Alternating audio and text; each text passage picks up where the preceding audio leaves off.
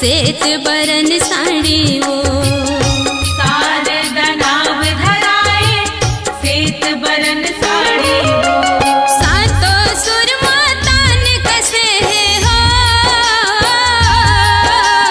सातो सुरमा तान कसे है बिना तही बजास मैं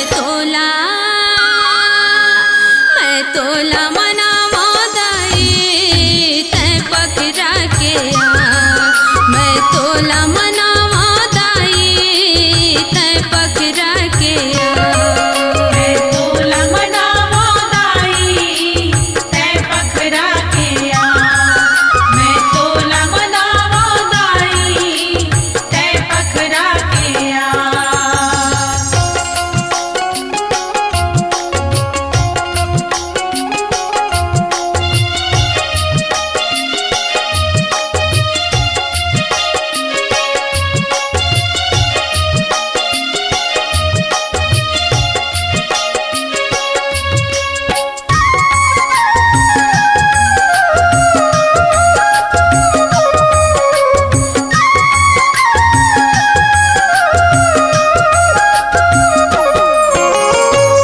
काली के संसो नहीं है फिकर है आज के दर्शन देखे दुई नैना महारानी राज के दर्शन देखे दुई नैना महारानी राज के का करे रचनक करता कर्म किए काज के इनका मन पीठ लबंदा माता हिंगलाज के इनक्यावन पीठ लबंदा माता हिंगलाज के एक जीव तोर रमे रसे है हो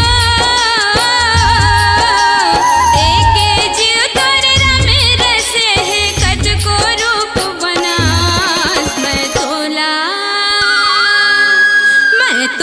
मनावा दाई तै पखरा के मैं तोला मनावा दाई तै पखरा के मैं तोला मनावा दाई तै पखरा के मैं तोला मनावा दाई तै पखरा के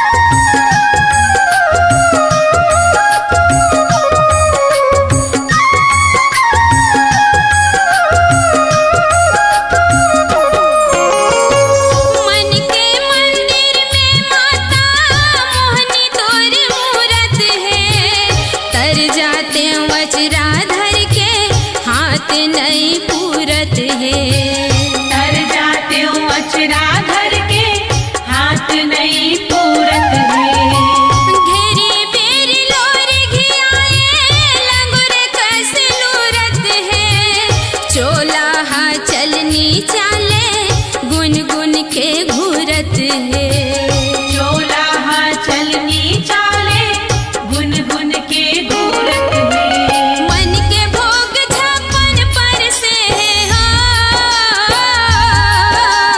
मन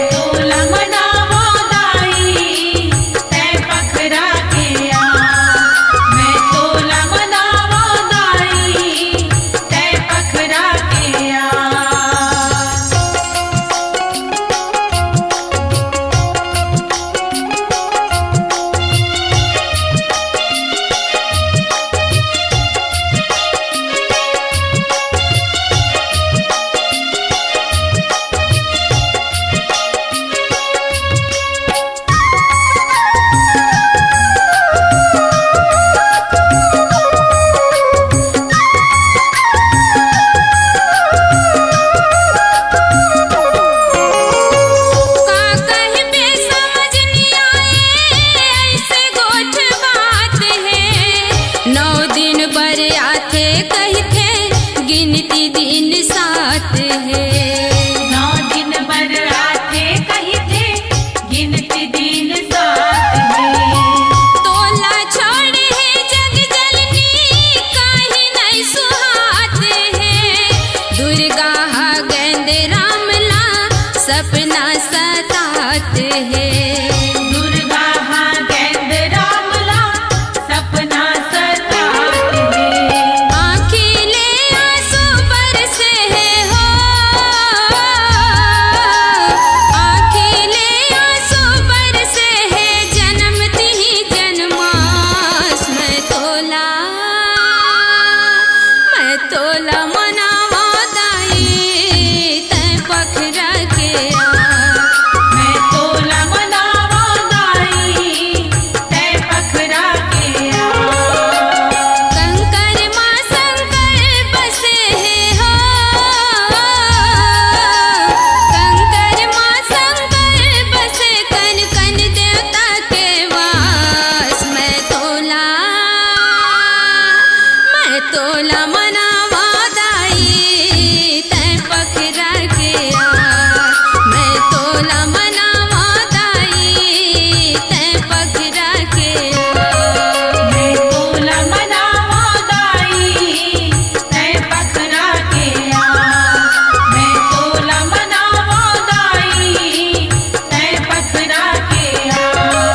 मैं तोला मनावा दाई तै पखरा के आ। मैं तोला मनावा दाई तै पखरा के आ। आदरणीय दुर्गा गुरुजी श्री गैनलाल भट्ट कथासार एवं रचनाकार। Mobile number 8962011883 8962011883।